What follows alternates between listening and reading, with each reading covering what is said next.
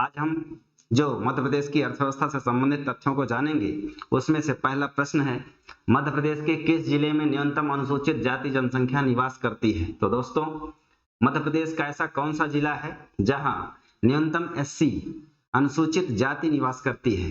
तो दोस्तों, इसमें हमारा जो मध्य प्रदेश का पश्चिमी जिला है, झाबुआ और अलीराजपुर, यहाँ सर्वाधिक एसटी निवास करती है, अनुसूचित जनजाति, इसलिए यहाँ इसका आंसर है झाबुआ। यहाँ पूछ रहा है जनसंख्या, तो झाबुआ हो जाएगी जनसंख्या के क्रम में। अगर प्रतिशत के क्रम में पूछे तो अलीराजपुर होगा।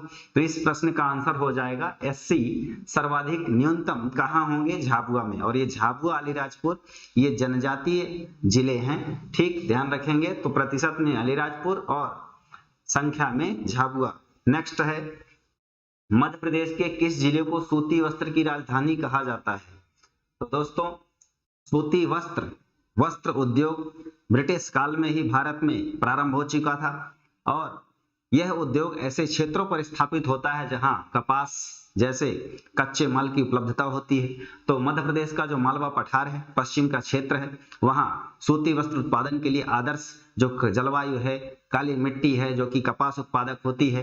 तो मालवा के पठार में खूब कपास होती है, जैसा कि महाराष्ट्र से लगा हुआ क्षेत्र है। तो यहाँ जो है सूती वस्त्र की राजधानी कहलाने वाला स्थान है, उसका नाम है इंदौर। और इंदौर में सूती वस्त्र उद्योग, रेडीमेड कॉम्प्लेक्स बहुत हैं, इसलिए इंदौर को सूती वस्त्र की राजधानी कहा जाता है। साथ ही साथ ये मध्य प्रदेश की व्यावसायिक राजधानी है, ठीक, इस बात को भी ध्यान रखेंगे। आगे बढ़ते हैं, इसको मिनी मुंबई आर्थिक गतिविधियों के कारण भी कहा जाता है।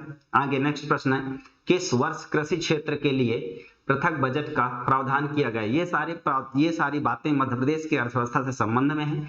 तो जैसा कि कृषि क्षेत्र मध्य अर्थव्यवस्था का प्राथमिक क्षेत्र होता है और भारत की जो जलवायु है, भारत की जो अर्थव्यवस्था है, कृषि प्रधान है, उसी तरीके से मध्य प्रदेश भी कृषि प्रधान राज्य है और कृषि कर्मण अवार्ड 7 बार प्राप्त कर चुका है 2020 तक अगर माने तो। यहाँ कृषि क्षेत्र को बढ़ावा देने के लिए एक अलग से बजट, आर्थिक सर्वेक्षण जैसी व्यवस्था शुरू करने वाला जो मध्य प्रदेश है, देश में पहला राज्य है। और यह व्यवस्था वर्ष 2012-13 के बजट में इन्होंने प्रावधान किया था कि हम कृषि संबंधित अलग आंकड़े जारी करेंगे, कृषि के लिए सहायक उन्नत कल्याणकारी योजनाएं प्रारंभ करेंगे।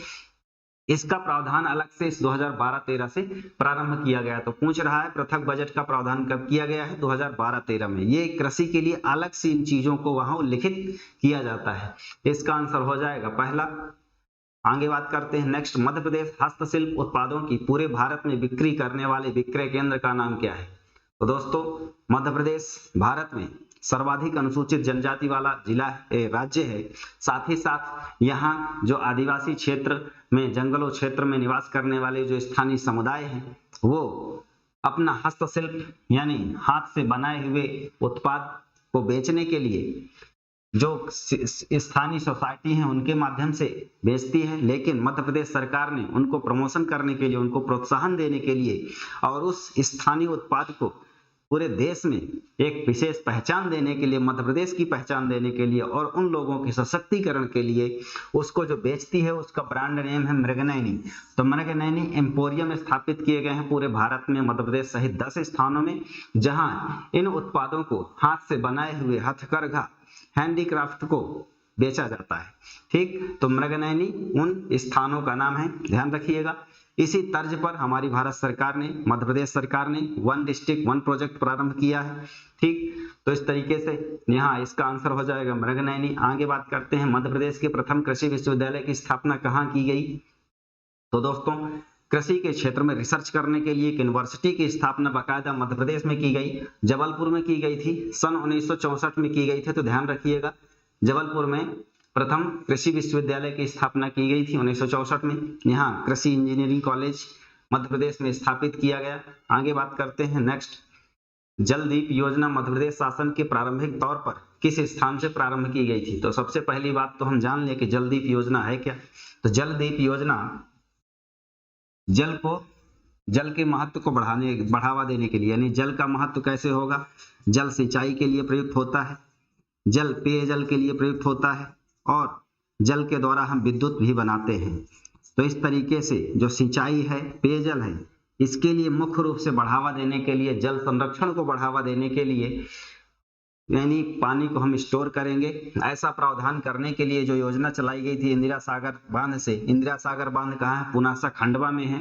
और इस बांध में पानी को इकट्ठा करके, रिजर्वायर करके इस जलदीप योजना प्रारंभ करने का उद्देश्य था कि हम जल संरक्षण करें, पेयजल और सिंचाई की सुविधा उपलब्ध कराएं। तो मध्य प्रदेश सरकार जगह जगह पर इस योजना के माध्यम से बड़े जल बांधों को प्रोत्साहन दी। आगे बात करते हैं, उच्च शिक्षा उत्कृष्टता संस्थान मध्य प्रदेश में कहाँ अवस्थित है? तो दोस्तों ये उच्च शिक्षा उत्कृष्टता संस्थान जो है ये मध्य प्रदेश में स्थापित किया गया था भोपाल में, और ये स्थापित किया गया था 1995-96 में। इसका उद्देश्य था जो मध्य प्रदेश के विद्यार्थी हैं वो भी सिविल सेवा जैसी परीक्षाओं में तैयारी करें और अव्वल स्थान प्राप्त करके सफलता सुनिश्चित करें, चयनित हों। इसके लिए इन शिक्षा केंद्रों में इनको आधारभूत जो तैयारी है, कोचिंग है, ये प्रदान करने के लिए, उनको आवश्यक गाइडेंस प्रदान करने के लिए इनकी स्थापना की गई, और ये भोपाल में 1995-96 में की गई थी। ठीक है, आगे बढ़ते हैं। राजीव गांधी प्राथमिक शिक्षा मिशन का प्रारंभ कब हुआ था? तो दोस्तों राजीव गांधी भारत के प्रधानमंत्री थे। इंदिरा गांधी जी की हत्या हुई, उसके बाद इनको जो है बहुत बहुमत मिला और देश के प्रधानमंत्री बने। इन्होंने अपने समय में शिक्षा के लिए कंप्यूटर के क्षेत्र में क्रांति लाई, इसीलिए कंप्यूटर क्रांति का जनक भी इनको कहा जाता है भारत में। तो राजीव गांधी के नाम से प्राथमिक शिक्षा मिशन की शुरुआत मध्य प्रदेश में की गई थी, और मध्य प्रदेश में ये प्रारंभ की गई थी 20 अगस्त 1994 को। और ये 20 अगस्त को ही क्यों की गई थी? तो ध्यान रखिएगा, 20 अगस्त इनका, राजीव गांधी जी का क्या है? जयंती है। इसी को हम क्या कहते हैं? सद्भावना दिवस। इस दिन को हम क्या मनाते हैं? सद्भावना दिवस के रूप में मनाते हैं, और 20 अगस्त इनका जन्म दिवस है। इस दिन 1994 में प्राथमिक शिक्षा मिशन की स्थापना की गई, अर्थात चाहे वो ओपन बोर्ड हो या अन्य किसी शिक्षा केंद्र हो, वहां के माध्यम से जो प्राथमिक शिक्षा है, नॉर्मल हर व्यक्ति तक पहुंच हो, शिक्षा का लोकव्यापीकरण हो, इसके लिए राजीव गांधी शिक्षा मिशन की शुरुआत मध्य प्रदेश सरकार द्वारा 20 अगस्त 1994 को की गई थी। आगे बात करते हैं, जनसंख्या के दृष्टिकोण से तेलंगाना के पश्चात मध्य प्रदेश भारत में कौन सा स्थान है? तो दोस्तों जनसंख्या की दृष्टि से, जैसा कि जनगणना हर 10 साल बाद होती है, और पहली जनगणना 1881 में हुई थी, वैसे तो 1872 में हुई थी लॉर्ड मेयो के शासनकाल में, लेकिन 1881 में पहली बार जो 10 की जनगणना की शुरुआत हुई थी लॉर्ड रिपन के शासनकाल में हुई थी। उसी क्रम में 2011 की जो जनगणना हुई उसमें सबसे ज्यादा जनसंख्या वाला जिला राज्य था यूपी, जिसमें लगभग 20 करोड़ जनसंख्या थी। और यदि मध्य प्रदेश की बात करें तो 2011 में 6वां स्थान था, लेकिन जो तेलंगाना और आंध्र प्रदेश था वो संयुक्त रूप से मध्य प्रदेश से बड़ा था। जब 2014 में तेलंगाना अलग हो गया आंध्र प्रदेश से, तब आंध्र प्रदेश और तेलंगाना मध्य प्रदेश से क्षेत्रफल में छोटे, जनसंख्या में छोटे हो गए, यानी उनका नंबर नीचे आ गया। तो 5वां नंबर आ गया, 6वां नंबर था पहले मध्य प्रदेश, अब कितने नंबर में आ जाएगा? 5वें में। ठीक, 2 जून 2014 को बटा था, तेलंगाना बना था आंध्र प्रदेश से। ठीक, आगे बढ़ते हैं नेक्स्ट प्रश्न में। निम्नलिखित में से कौन सा कथन मध्य प्रदेश के संदर्भ में सही नहीं है? तो दोस्तों ये स्टेटमेंट है और ऐसे प्रश्न पेपर में बहुत आते हैं। आजकल जो पेपर का ट्रेंड बना है मध्य प्रदेश लोक सेवा आयोग प्रारंभिक परीक्षा का, उसमें भी तो हम स्टेटमेंट को पढ़ते हैं और उसमें से चयन करते हैं कि कौन सा सही नहीं है। हरदा जिले में न्यूनतम जनसंख्या है 2011 के अनुसार, ये बिल्कुल सही है। और वर्तमान में अगर देखें तो निवाड़ी जिला जो टीकमगढ़ से बना 2018 में, उसकी कम है, लेकिन हमें जो है जनगणना के आंकड़ों में यदि मानना है तो ऑथेंटिक आंकड़े जनगणना के वर्ष के होंगे 2011 के अनुसार। बालाघाट जिले में जनसंख्या वृद्धि अधिकतम पाई जाती है, ये गलत है, क्योंकि जनसंख्या वृद्धि अधिकतम पाई गई है इंदौर में, और इंदौर में लगभग 2011 की जनगणना के अनुसार 33 लाख जनसंख्या निवास करती है। इंदौर जिले की जनसंख्या अधिकतम है, ये बिल्कुल सही है। डिंडोरी जिलों में नगरीय जनसंख्या का प्रतिशत न्यूनतम है, ये बिल्कुल सही है। तो दूसरा कथन गलत है, यहाँ इसका आंसर हो जाएगा बी नंबर। आगे बढ़ते हैं नेक्स्ट प्रश्न में। मध्य प्रदेश के मुख्यमंत्री नीति आयोग के किस पद पर हैं? तो दोस्तों नीति आयोग जो है एक ऐसा संगठन है, एक ऐसा कह सकते हैं कमीशन है जिसकी स्थापना 1 जनवरी 2015 को की गई। और किसके स्थान पर की गई थी? तो ये की गई थी योजना आयोग के स्थान पर। ठीक है, योजना आयोग के स्थान पर नीति आयोग की स्थापना की गई। नीति का मतलब होता है NITI, national institution for transforming India. ठीक है, राष्ट्रीय भारत परिवर्तन संस्थान 1 जनवरी 2015 को की गई। जबकि योजना आयोग कब बना था? 15 मार्च 1950 को बना था। और इसका काम ये था कि जो पंचवर्षीय योजनाएं होंगी उनके बारे में योजना का प्रारूप तैयार करना, उसके बारे में आगे फॉरवर्ड का काम करना।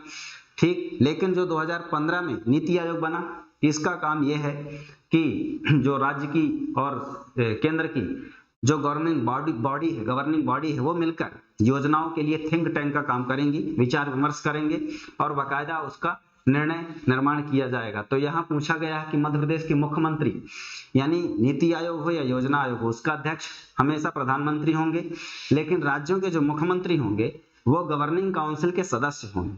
तो गवर्निंग काउंसिल नीति आयोग की प्रमुख संस्था है और यही सारे निर्णयों को सामूहिक रूप से निर्णित करती है।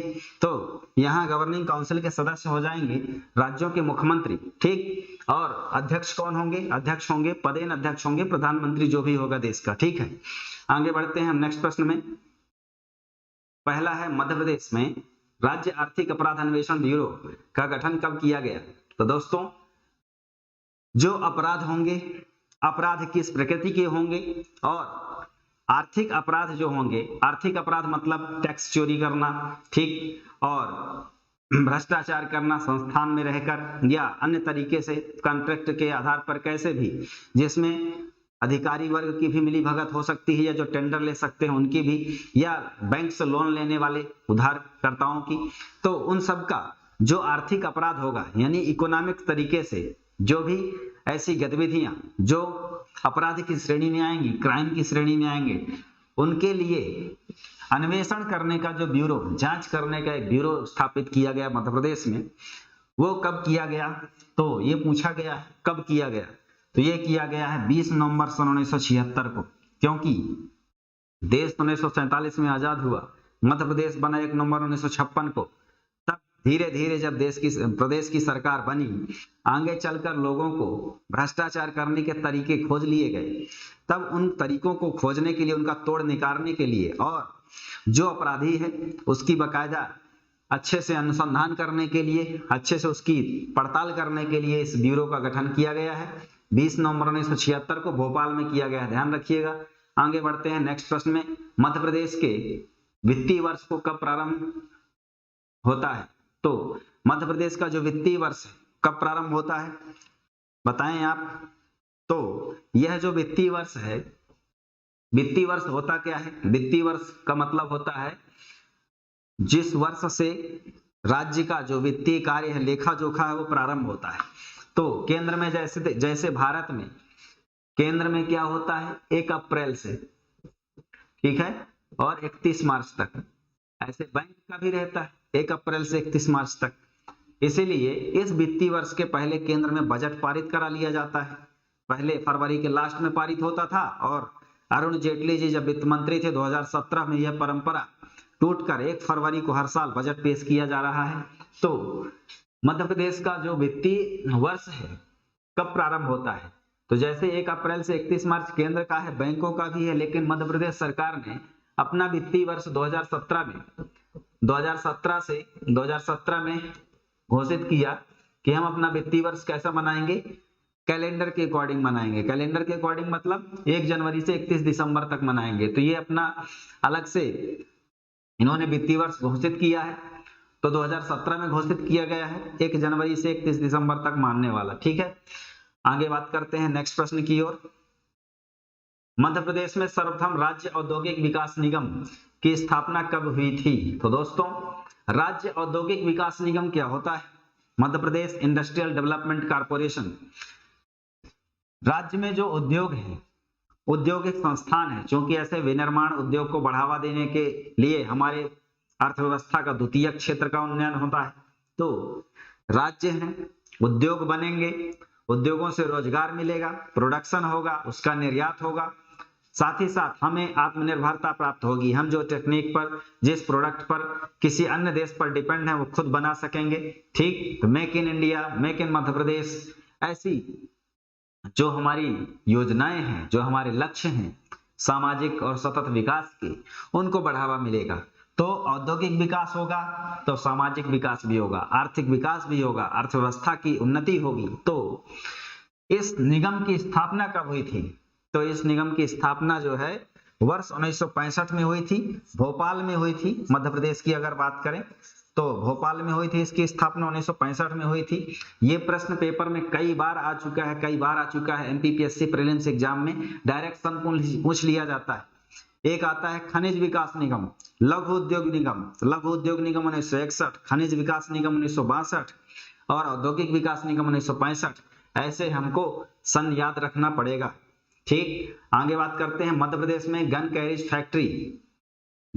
फैक्ट्री किस जिले में स्थित है? तो दोस्तों मध्य प्रदेश में जो गन कैरेज फैक्ट्री है ये कहाँ स्थित है? तो ये जबलपुर में स्थित है। 1904 में स्थापित की गई थी।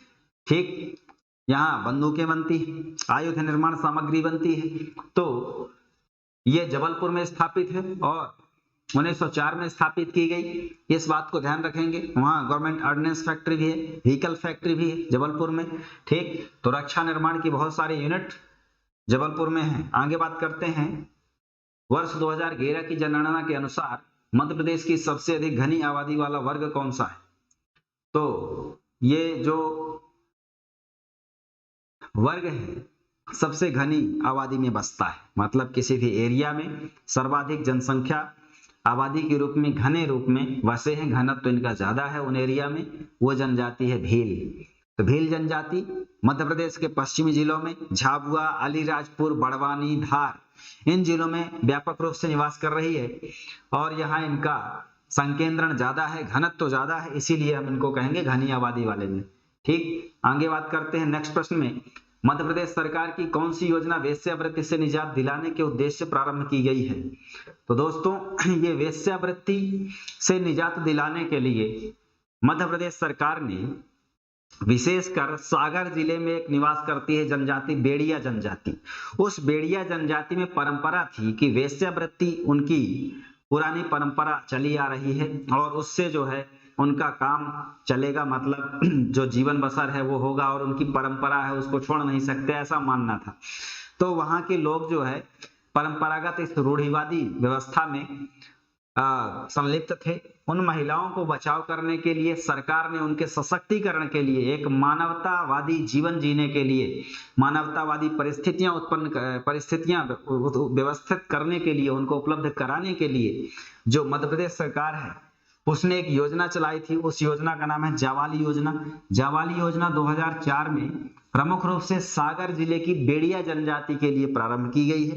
ठीक, और वैसे भी चाहे मंदसौर हो, जहां भी ऐसे जनजाति समुदाय जो वेश्यावृत्ति में संलिप्त पाए जाते हैं उनका एक जो पुनर्वास है उसकी व्यवस्था की जाती है, उनके रोजगार की व्यवस्था की जाती है। तो इस योजना का नाम है जावाली योजना और 2004 में प्रारंभ की गई है मध्य प्रदेश सरकार द्वारा। ठीक, आगे बढ़ते हैं। नेक्स्ट प्रश्न में मध्य प्रदेश की विभिन्न योजनाओं उनके वर्षों के संदर्भ में कुछ कथन है और उसमें हमको असत्य युग्म का चयन करना। असत्य मतलब गलत कौन सा है? तो कुछ योजनाएं दी हैं, उनका शुरू करने का वर्ष है।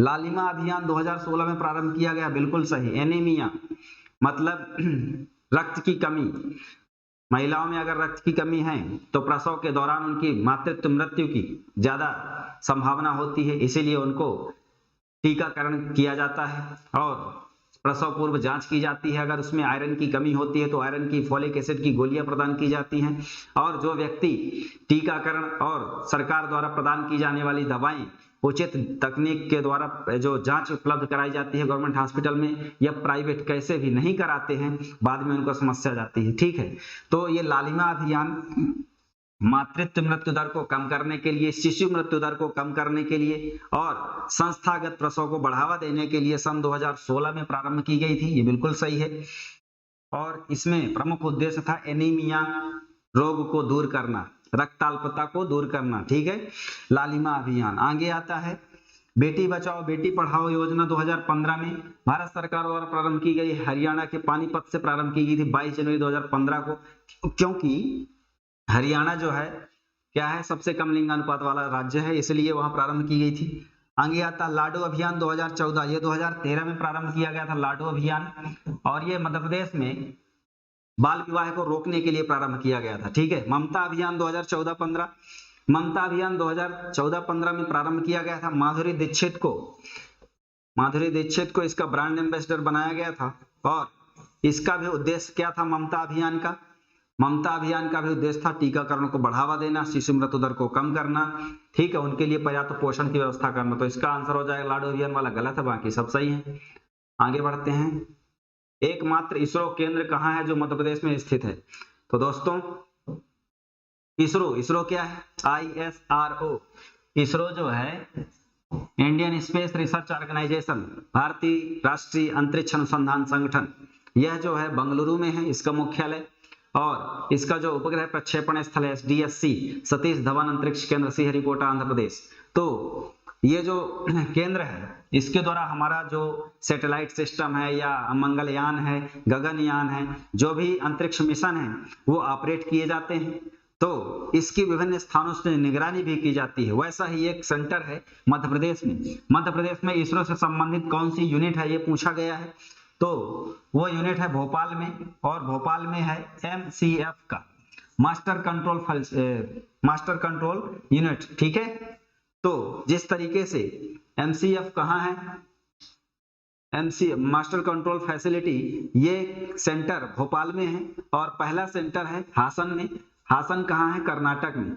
तो हासन कर्नाटक में पहला MCF सेंटर है, और दूसरा है कहाँ? भोपाल में। तो मास्टर कंट्रोल फैसिलिटी ये सेंटर पहला हासन कर्नाटक, दूसरा भोपाल में मध्य प्रदेश में है, और मध्य प्रदेश में ये एकमात्र इसरो का कोई इकाई है, इसरो का कोई यूनिट है, ध्यान रखिएगा, बहुत इंपॉर्टेंट है। ठीक, आगे बढ़ते हैं।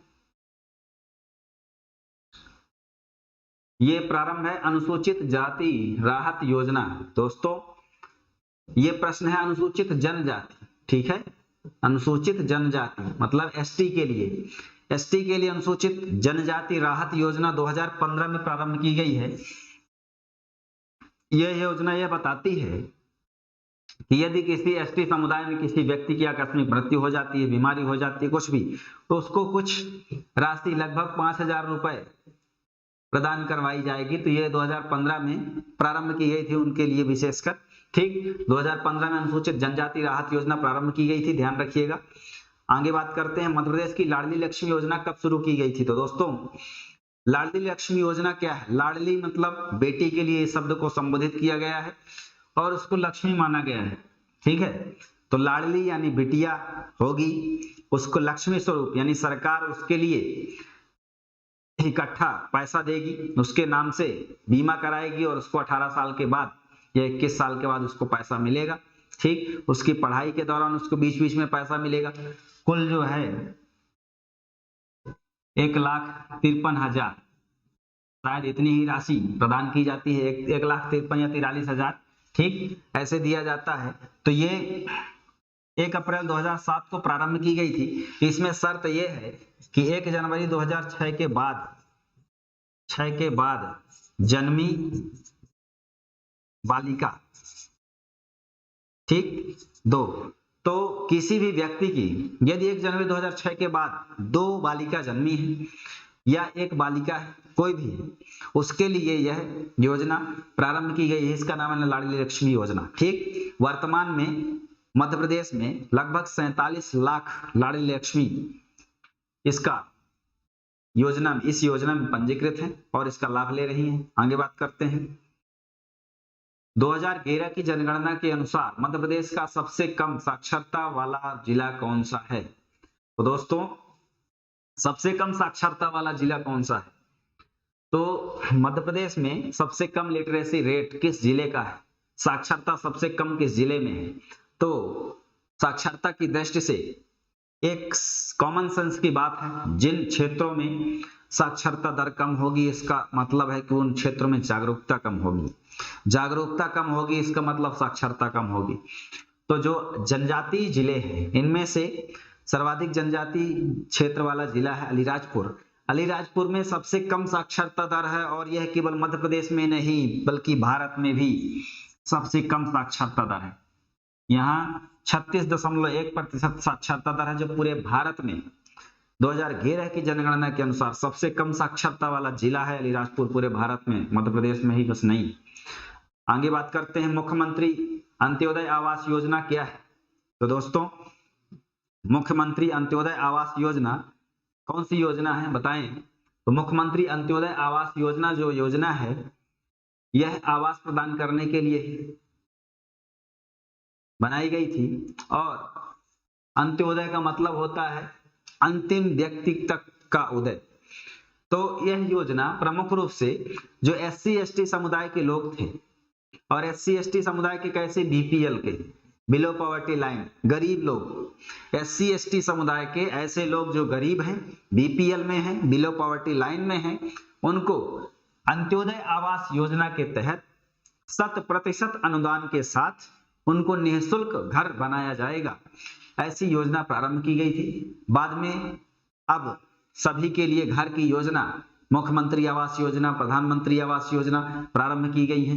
मध्य प्रदेश सरकार ने अभी जो भूखंड है, जिनके पास जमीन नहीं है, घर तो बनाए, आवास योजना के लाभ तो प्राप्त उसके पात्र हैं, लेकिन कहाँ बनाए, जमीन नहीं है, तो भूखंड प्रदान करने के लिए योजना मध्य प्रदेश सरकार ने चालू की है। साथ ही साथ जनजातियों के लिए मध्य प्रदेश सरकार ने भी पेशा कानून 1996 को लागू किया है 15 नवंबर 2022 से। ठीक, आगे बढ़ते हैं नेक्स्ट प्रश्न की ओर। संजय गांधी युवा नेतृत्व और ग्रामीण विकास प्रशिक्षण संस्थान कहाँ है? तो दोस्तों, संजय गांधी जी राजीव गांधी जी के भाई थे और इनके नाम से युवा नेतृत्व और ग्रामीण विकास प्रशिक्षण संस्थान युवाओं को नेतृत्व प्रदान करने के लिए, ग्रामीण विकास में उनकी भूमिका को सुनिश्चित करने के लिए ऐसे व्यवस्थित ट्रेनिंग सेंटर जो है ये स्थापित किया गया है पचमढ़ी में, और यह 1980 में स्थापित किया गया है। युवाओं का विकास हुआ होगा, उनका सर्वांगीण विकास करने के लिए, ग्रामीण विकास में उनकी उद्यमिता की भावना को बढ़ावा देने के लिए ऐसी विस्तृत कार्य योजना और प्रशिक्षण 1980 में प्रारंभ किया गया है पचमढ़ी में, और यह पचमढ़ी में स्थित है। ठीक है, आगे बात करते हैं नेक्स्ट प्रश्न की ओर। मध्य प्रदेश के महालेखाकार का कार्यालय कहाँ स्थित है? तो दोस्तों, जिस तरीके से केंद्र में नियंत्रक एवं महालेखा परीक्षक होते हैं, जिनको हम कहते हैं CAG, CAG, comptroller and auditor general of India, ठीक, नियंत्रक एवं महालेखा परीक्षक, ये क्या होते हैं? ये होते हैं सार्वजनिक धन के संरक्षक। सार्वजनिक धन का संरक्षक का मतलब ये सार्वजनिक धन के प्रहरी है। कैसे प्रहरी हैं?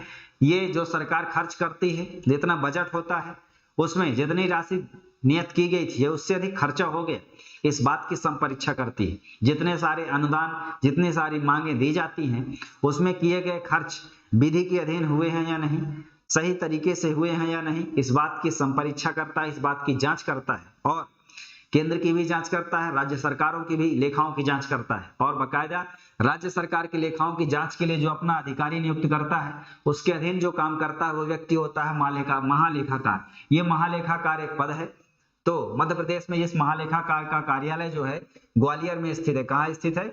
ग्वालियर में स्थित है, ध्यान रखिएगा। ठीक, ये महालेखाकार कार्यालय कहाँ है? ग्वालियर में है। बाकी अधिकांश कार्यालय हैं भोपाल में और इंदौर में, लेकिन महालेखाकार का कार्यालय कहाँ है? ग्वालियर में है।